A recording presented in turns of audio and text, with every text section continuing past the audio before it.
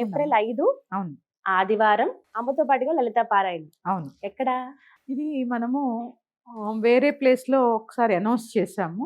కానీ కొన్ని security reasons అలాగే పార్కింగ్ ఇబ్బంది వచ్చే అవకాశం ఉందని చెప్పి లలిత కళాతోరణానికి మార్చాం. ఇవి 2 మార్పులు జరిగాయమ్మా. ఉదయం అని చెప్పాం మనం 9 to 1 గంట అని, కానీ చాలా ఎండలుగా ఉన్నాయి కాబట్టి సాయంకాలానికి మార్చాము. అందరూ అక్కడ 3 గంటలకల్లా మధ్యాహ్నం ఉంటే కరెక్ట్ గా అందరూ వచ్చి కూర్చుని ఉంటే 5 గంటలకల్లా చక్కగా అర్చన పారాయణ మొదలవుతాయి.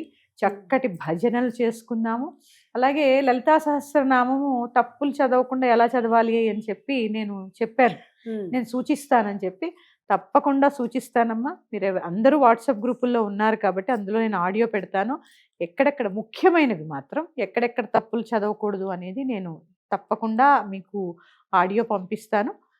1-2 రోజుల్లో ఆడియో పంపిస్తాను. విని చక్కగా ప్రాక్టీస్ చేసుకుంటూ నేను ఒకటే ఏంటంటే ఏప్రిల్ 5వ తారీఖు వచ్చేసరికి కనీసం ఒక 27 సార్లు, మనకి 27 నక్షత్రాలు కదా, నక్షత్ర శాంతి కోసం ఒక్కొక్క నక్షత్రానికి ఒక్కొక్క పారాయణ 27 సార్లు పారాయణ చేయండి.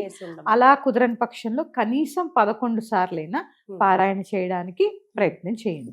అంటే ఒక రోజులోనేనమ్మా? అప్పటి వరకు ఇలా అప్పటి వరకు అమ్మా, అప్పటి వరకు రోజు ఒకసారి చదువుతారా 2 సార్లు చదువుతారా మీ ఇష్టం. చక్కగా ఉగాది నుంచి ప్రారంభించుకున్న ఆ సమయానికి 11 రోజులు అయిపోతుంది. మామూలుగా 9 సార్లు చదివినా చాలు, కానీ కనీసం 11 కానీ 27 కానీ 9 కానీ చదవడానికి ప్రయత్నం చేయండి.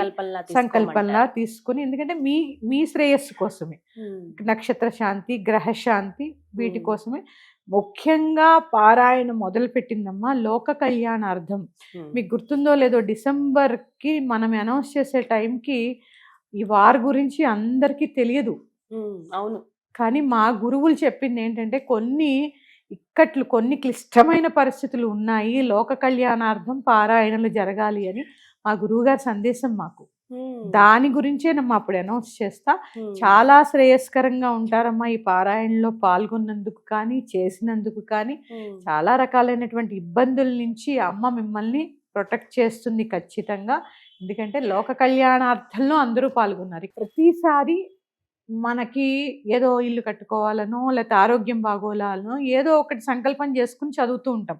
కానీ ఇంతమంది లోక కళ్యాణం కోసం చదవడం అంటే ప్రకృతి కూడా మనల్ని అందరినీ కూడా ఆశీర్వదిస్తుందమ్మా.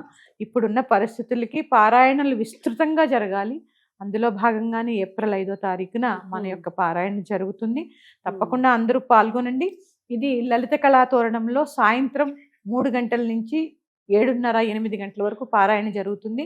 భజనలు పారాయణ అర్చన ఇవన్నీ కూడా జరుగుతాయి.